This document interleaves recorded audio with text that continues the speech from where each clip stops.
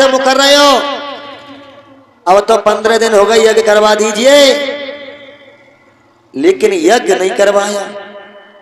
बोले महाराज थोड़े दिन की मोहलत और दे दो, जब बच्चे के दांत निकल आए ना तब तो माना, तब हम तुम्हारा यज्ञ करवा देंगे।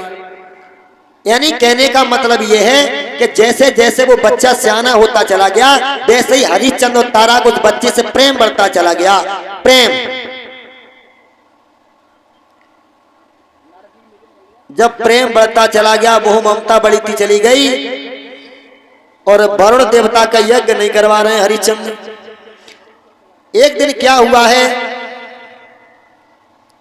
6 महीने के बाद में वरुण देवता गए और हरिश्चंद्र से बोले, हरिश्चंद्र अब तो भाई काफी समय हो गया, बच्चे के दांत भी निकल आए तुम्हारे, अब तो हमारा यज्ञ करवा दीजिए। तो हरिश्चंद्र बोले, महाराज तुम पागल हो, लो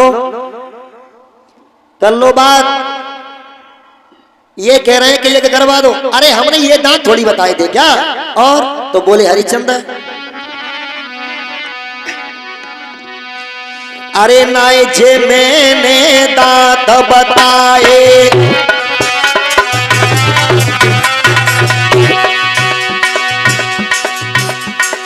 हरिश्चंद्र कहने लगे वरुण देवता से, महाराज मैंने ये वाले दांत थोड़ी बताए थे जो तुम इतनी जल्दी आ गए। अरे नाय जी मैंने दांत रे बताए, और बेमतलब तुम द्वारे आए।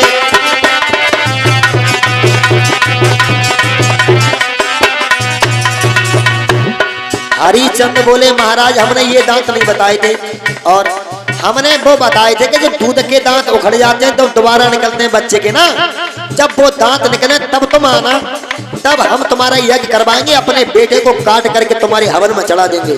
बस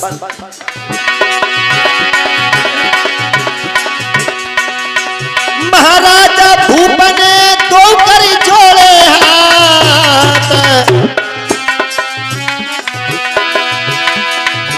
अरे 5 साल के बाद में आइयो दोबारा के जब निकले दांत।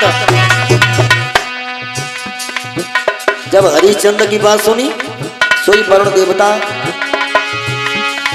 सोई बात मान के हरिश्चंद्र की वापिस हुई आए, सोई बात मान के हरिश्चंद्र की वापिस हुई आए।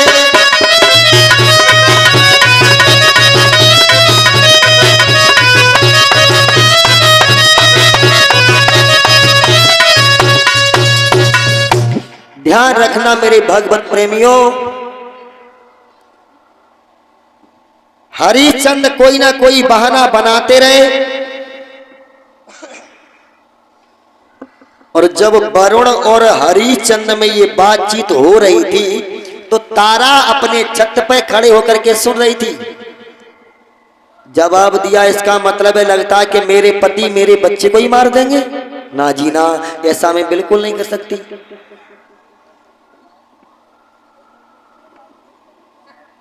और ये भी बिल्कुल बात ठीक है, चाहे कितनी ही निर्दयी माँ हो, पर माँ अपने बच्चे को कभी अपने हाथों से मार नहीं सकती। परीक्षित महाराज मार सकती है क्या? नहीं मारेगी ना।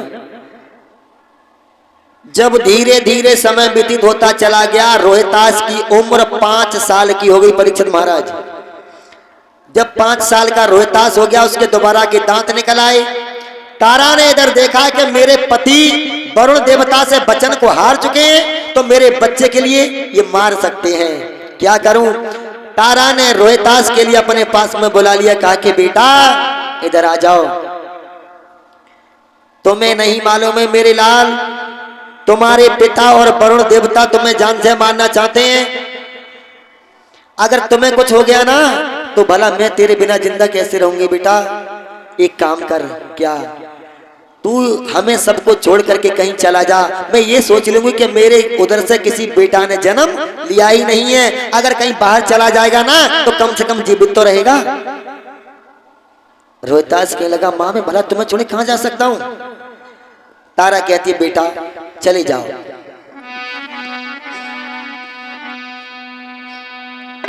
अरे भगी जाइए लला मेरे अंगना से भजी जाइए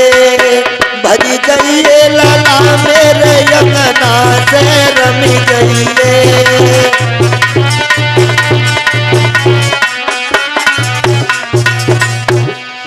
तारा कहती है बेटा रोहतास, अरे तुम चले जाओ ना, चले जाओ, अगर तुम यहाँ रहोगे तो तुम्हें वरुण देवता मार देंगे बेटा।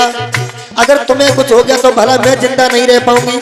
मैं ये सोच लूंगी कि शायद है कि मेरे किसी बेटा को जन्म ही नहीं दिया, लेकिन कहीं रहोगे जीवित तो रहोगे मेरे लाल।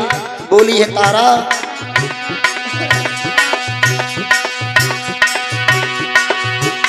अरे परदेशन में जाए झोपड़ी छैयो,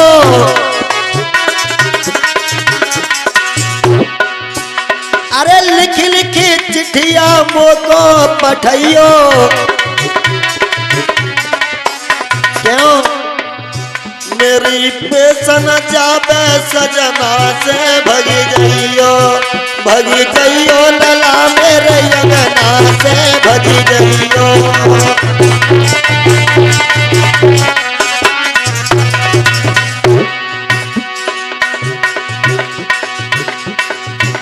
रोहितास ने आगे बढ़कर के नन्हे नन्हे हाथों से अपनी माँ के आंसू पहुंचे, बोले माँ अरे तुम खुद रो रही हो तो भला मुझे कौन छुपाएगा। तारा को रोता हुआ देख करके रोहतास के भी आंखों से आंसू रोने बहने लगे। रोहतास अपनी माँ के आंसू पहुंचता है, कहता है माँ तुम मत रो, मैं तुम्हें छोड़ के चला जाऊंगा।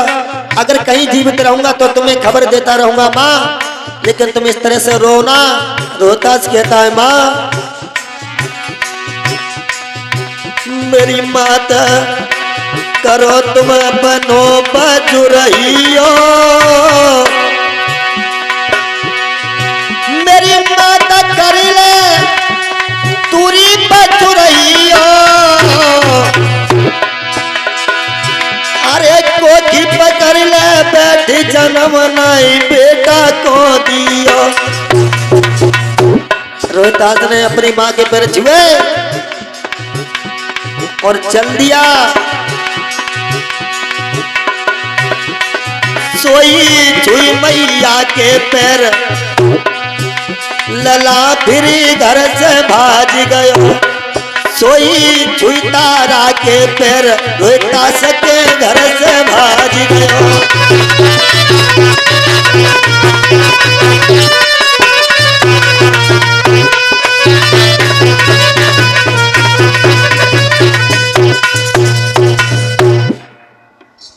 आज रोहतास